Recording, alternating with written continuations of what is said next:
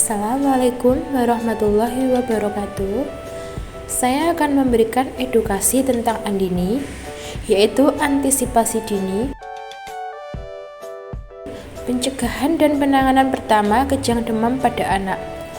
Sebelumnya, perkenalkan nama saya Wiwintri Rahayu, peserta Latsar golongan 2 angkatan ke-61 Pemerintah Kabupaten Kediri.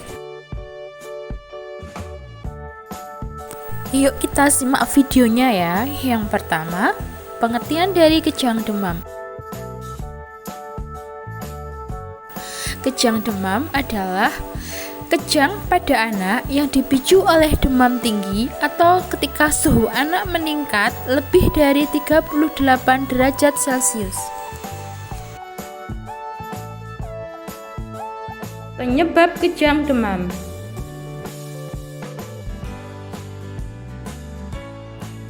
Kejang pada anak disebabkan karena otak anak yang sedang berkembang sensitif terhadap efek demam atau suhu tubuh yang meningkat tinggi lebih dari 38 derajat Celcius. Ada beberapa penyebab kejang demam pada anak, yaitu demam yang disebabkan oleh infeksi virus atau bakteri, misal karena flu, cacar air, infeksi telinga bagian tengah, gastroenteritis akut, bronkitis, tonsilitis, faringitis, meningitis. Perubahan keseimbangan cairan dan elektrolit akibat dehidrasi berat karena anak mengalami diare dan muntah berlebih yang akhirnya bisa menyebabkan demam tinggi dan kejang. Demam setelah imunisasi, misalnya imunisasi MMR, DPT, ataupun campak. Faktor resiko lain seperti memiliki anggota keluarga yang pernah mengalami kejang saat demam akan menempatkan anak pada resiko yang lebih tinggi untuk mengalami kejang. Tanda dan gejala kejang demam.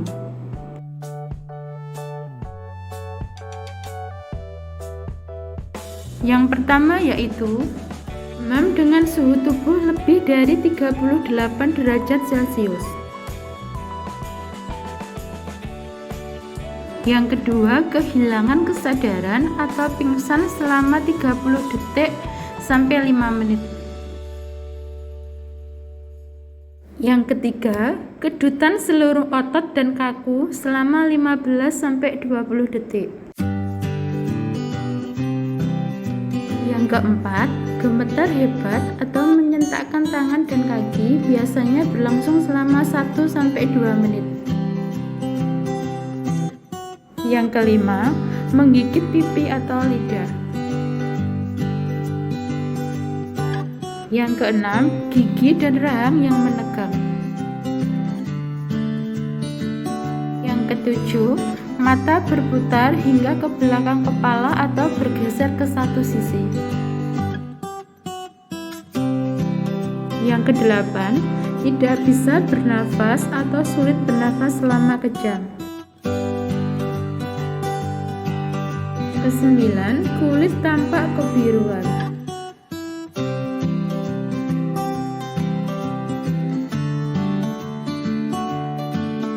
Komplikasi kejang demam.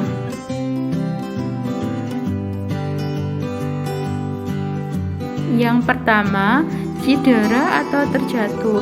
Yang kedua, tersedak. Yang ketiga, menggigit lidah atau bibir. Yang keempat, kurang dari 5% anak yang mengalami kejang demam berkembang menjadi epilepsi.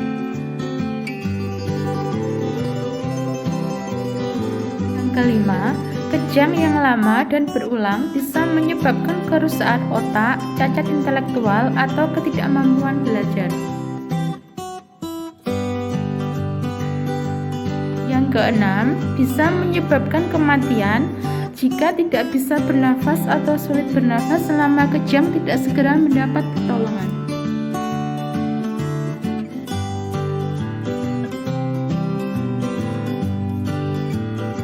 Pencegahan kejang demam. Yang pertama, setiap orang tua yang mempunyai anak kecil wajib mempunyai termometer suhu badan di rumah.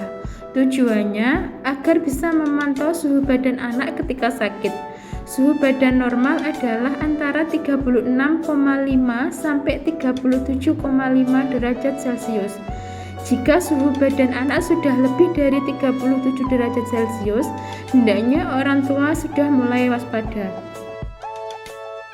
Yang kedua, jika anak sudah demam, segera beri kompres hangat di bagian tubuh anak yang banyak pembuluh darah. Misalnya di bagian leher, lipatan ketiak, dan lipatan paha. Yang ketiga, jika anak sedang demam, pakaikan baju tipis dan jangan diselimuti.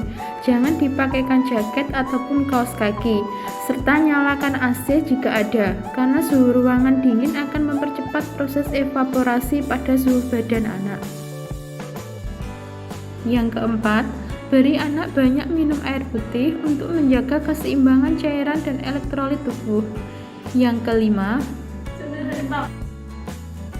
kelima, selalu sedia obat penurun panas di rumah, misalnya paracetamol sirup atau ibuprofen sirup. Untuk mengantisipasi jika anak demam, langsung diminumi obat penurun panas. Penanganan pertama kejang demam pada anak.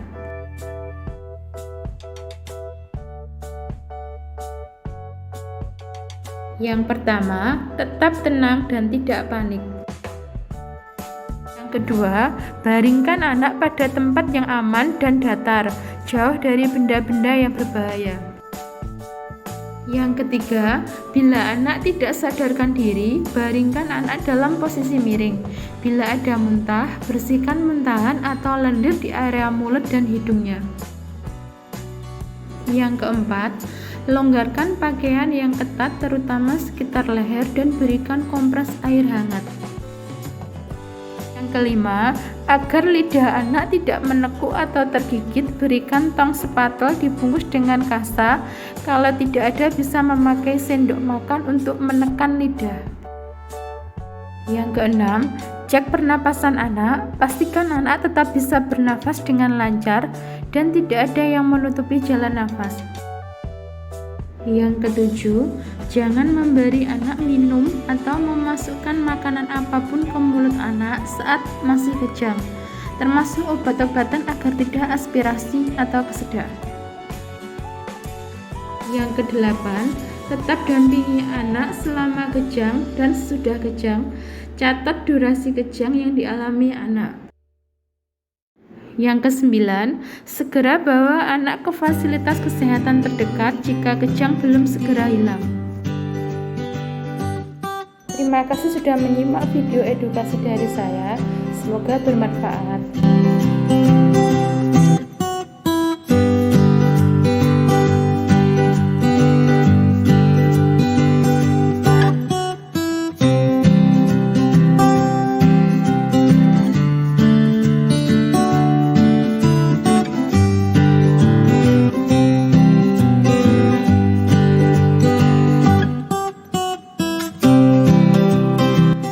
Jangan lupa like, komen, dan subscribe.